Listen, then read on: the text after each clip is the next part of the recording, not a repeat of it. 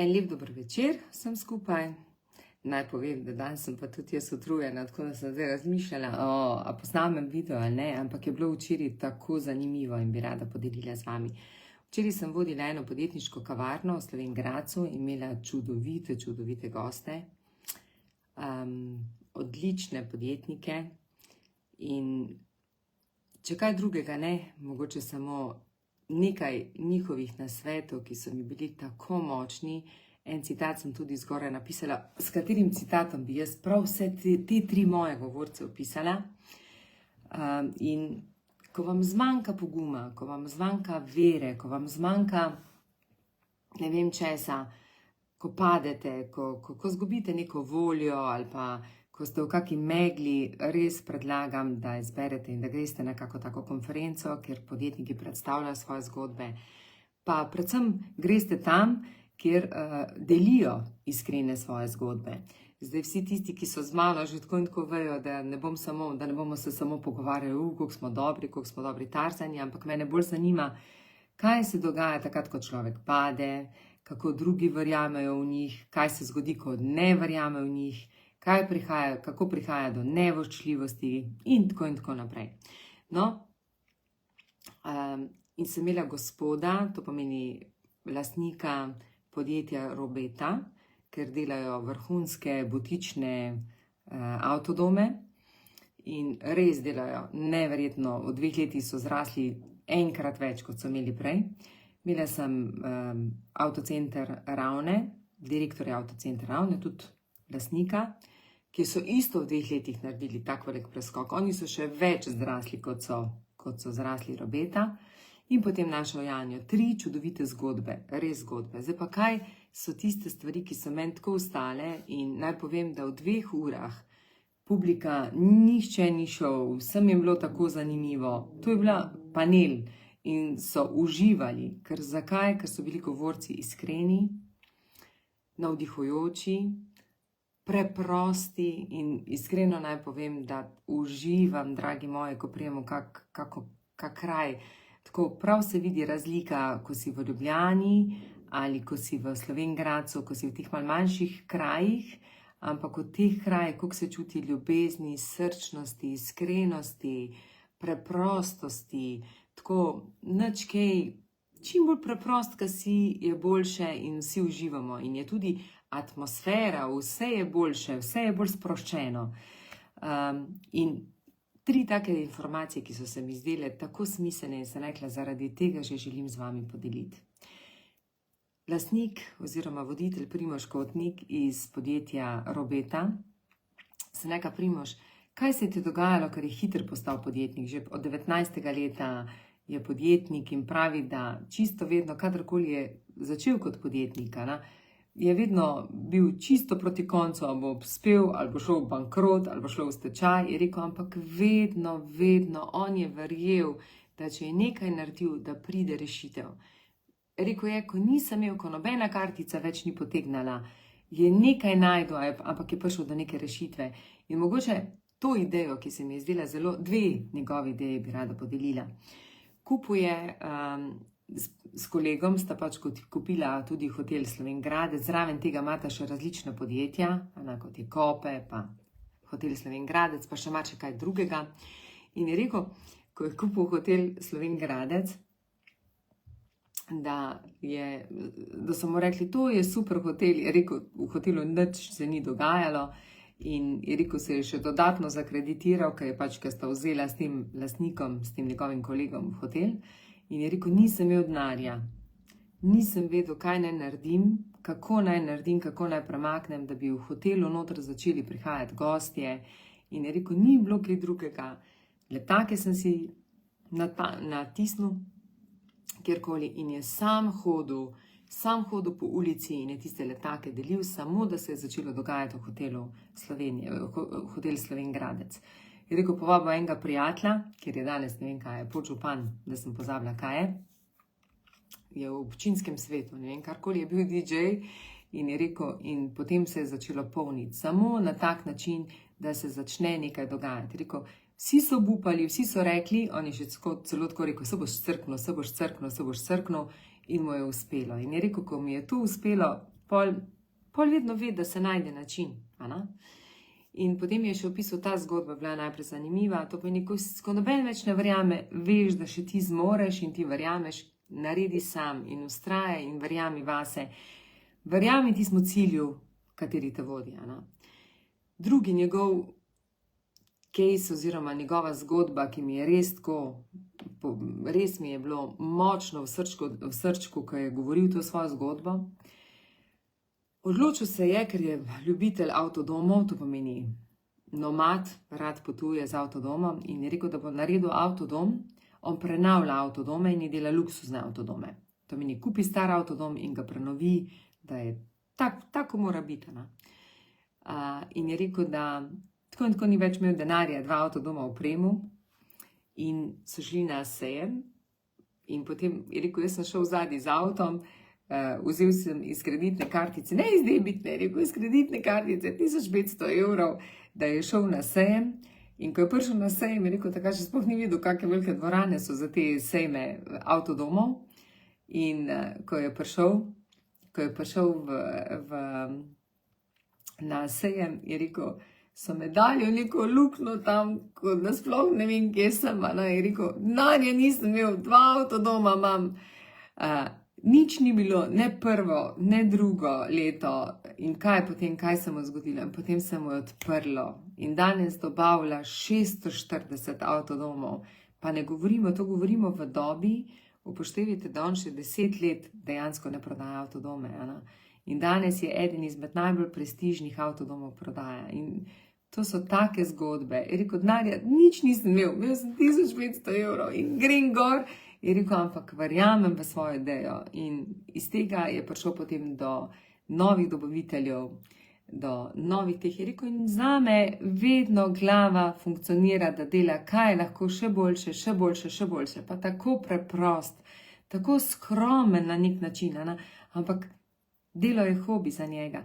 In ko sem ga poslušala, sem gledala, kot da gledam sebe, in je rekel, kam je bilo in stavek, v katerem sem se jaz noter našla, on je rekel, vedno so mi govorili, se boš crknil, se to bo crknilo, se to ne bo uspelo, ampak on je rekel, jaz sem še vedno najdel način in v resnici je rekel, da je en dan prišel domov, ko je bilo pa za kope, ko je tudi razlagal za kope, je rekel, da pač tako je bilo, da so pač prišli ljudje, pa da so rekli, da kope ne bo mogel biti, da ga bojo odkupili, ker nima denarja in tako naprej in sta s tem kolego, vse sta se zmenila na banki, šla sta na kosilo in nista mogla plačati, ker so osebni bankrot, vse so mu zaprli.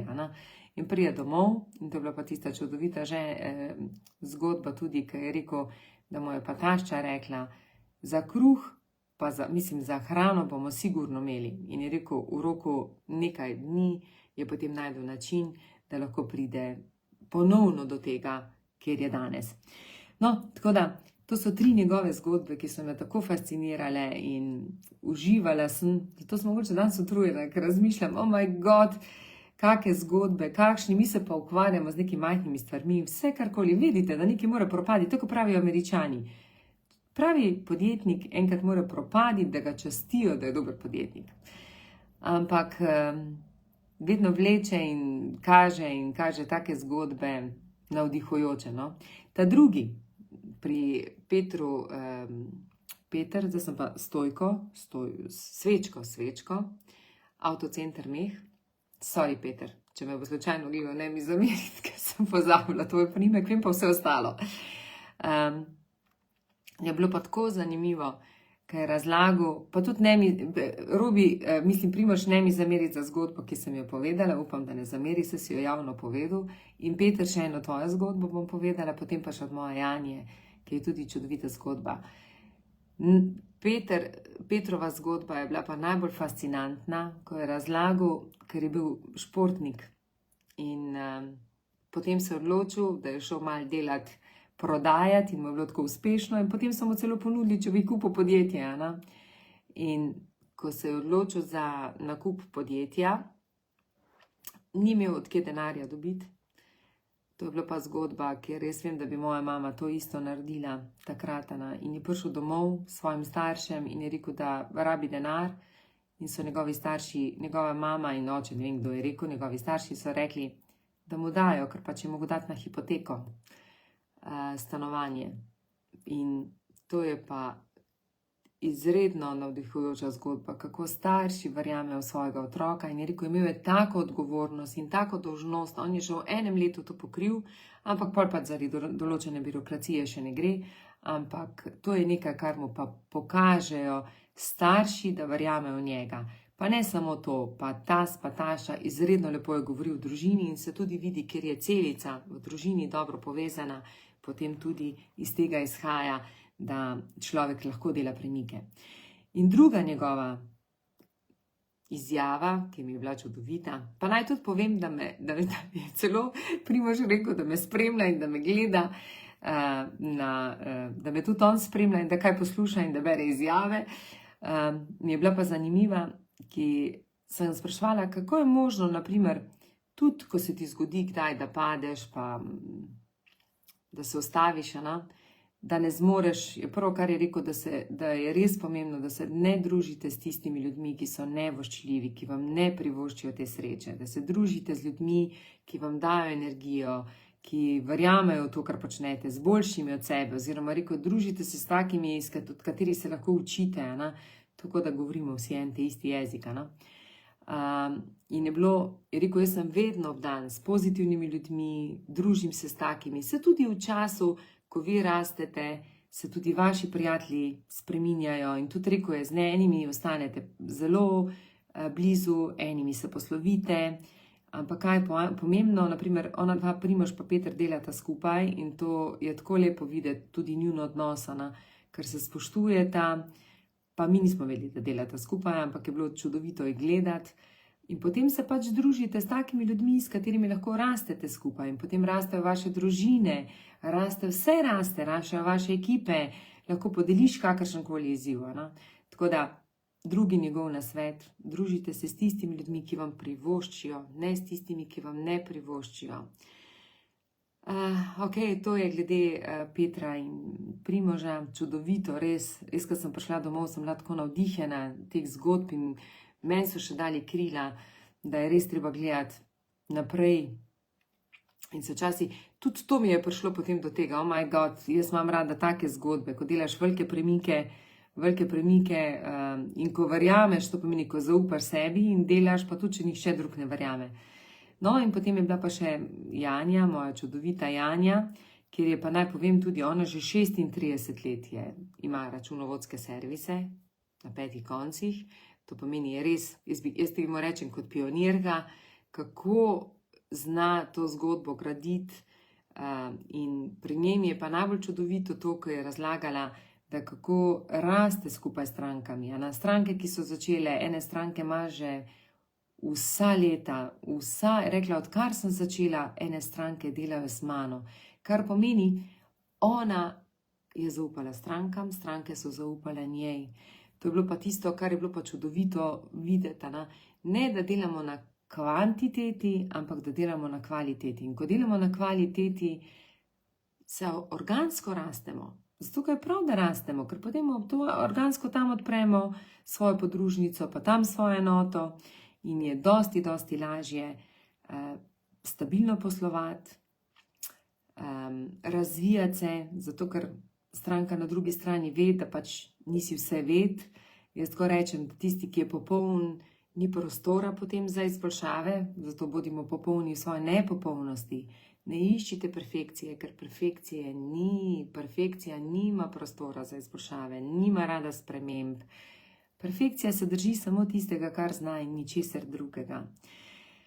Ja, dragi moji, pol se človek vpraša, a je prav? Ja, no to je tisto. Toliko, zdaj poslušamo, koliko podjetij propada, koliko gre v stečaj, proizvodnjam, kaj se dogaja in gor dol, po drugi strani pa vidimo, kako ene proizvodne verjamejo to. Jaz gledam mojega moža, kako je tudi on prepričan, ali pa, ko reče, ko se ena vrata zapro, se druga vrata odpro in je samo treba videti ta priložnost. Od nas je pa odvisno, to pomeni 1 sekundo, ali bomo šli dol, ali bomo šli gor. In ponavadi nekaj najlepšega je, če zberemo to pot, da gremo gor in da vidimo, zakaj smo dobili ta izziv, ker ta izziv mi zmoremo in ga lahko rešimo. To bi bilo za danes. Upam, da so vas inspirirale moje 3 zgodbe. Mene so inspirirale še v to bolj, v to, da je treba verjeti vase, ampak predvsem, kar mi je bilo pa zanimivo, ker je bilo tudi govora o tem, kako delati, kako skrbeti zase, da imaš ta work balance, si pa jaz takrat rečem, da kako sem srečna, ko eno zgodbo človek naredi, da potem spozna, da je potrebno delati na sebi, ker če ne, kaj ti koristi vso to obilje, ker v grob nič ne boste nesli. Nesli boste notranji mir, nesli boste s seboj, koliko ljudi ste osrečili, koliko ljudi je zaradi vas postalo boljših ljudi ali boljša verzija, koliko ljudi je tistih, katere lahko pokličete danes in jih prosite za pomoč, da rečete, halo, imam en izziv, prosim, mi lahko pomagaš. Koliko ljudi je tistih, ko se lahko skupaj nasmejite, ne glede na to, kakšni ste. Koliko ljudi je, pri katerih lahko jokate, s kom lahko jokate, komu lahko naslonite na ramo, komu se lahko naslonite na ramo in rečete, veš kaj, imam malce stiske, ali pa tako kot sem jaz danes prišla, pa sem rekla Igorju, Igor, jaz sem pa res utrujena, ta 2 meseca sta za mano, nora 2 meseca, ker sem prisotna in v inštitutu, in v Skazi, in še v Slovenian Business Clubu. Res, in potem se vprašam, jaz učim, da je treba paziti nase, pa se pa meni to zgodi, No, ampak to mi daje potem spet, moment, hopa, ustavi se, poglej, naredi Paretovo načelo, 80% je teh balasta, 20% je tistih kvalitetnih stvari, katere počnemo. In to je tisto, kar nas vleče naprej. Jaz sem tudi srečna, ko vidim vse moje stranke, kaj so naredile na sebi, kako delajo premike. Veselim se vseh novih strank, ampak predvsem, kar je pomembno, da se zavedate, da nihče ne bo rešil vaših težav, ampak boste vi tisti, ki boste znali rešiti, boste jemali težave kot izziv, kot priložnost za rast. Pomembno pa je, da delate na sebi, da veste, da če nekaj ne gre, je nekaj drugega boljšega za vas. Marsikatera taka zgodba je tudi to, ko sem enkrat na obredu še videla, to vam povem pa ne več, ker je bilo, da življenje nam nameni, ne vem, zdaj za vsakega drugače, nekomu nameni 10 potencialnih najboljših strank, nekomu nameni 100, nekomu 1000, partnerjev stran, kakorkoli.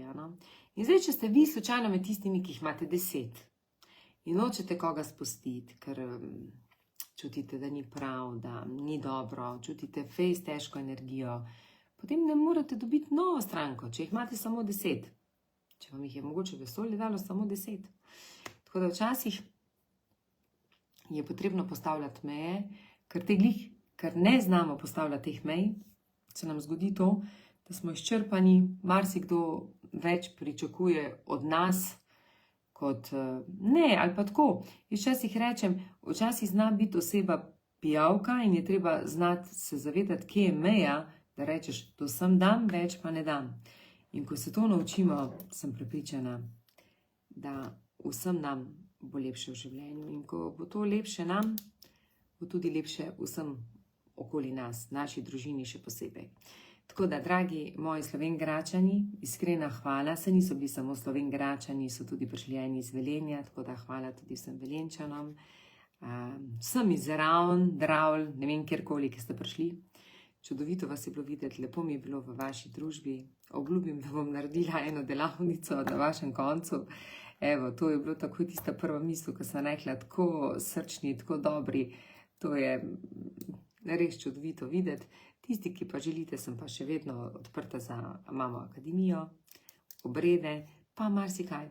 Definitivno pa vidim, da je potrebno to znanje širiti v podjetja, ker takrat lahko prebudimo marsikoga od zaposlenih. Tako da hvala vam, uživajte vikend, imejte se lepo, kaj ne rečem, bodite srečni in zavedajte se, da vsi potenciali so znotraj vas in samo zaupajte temu, kar je znotraj vas. Ne rabite biti popolni, bodite takšni, kot ste. Evo, jaz sem danes v trenerki, pa se čisto v redu počutim. Jaz sem prej rekla mojemu sinu, joj, mami je taka, grem jaz taka na Zoom, pa on reče, meni si nič drugačna. Pa sem rekla, se res nisem.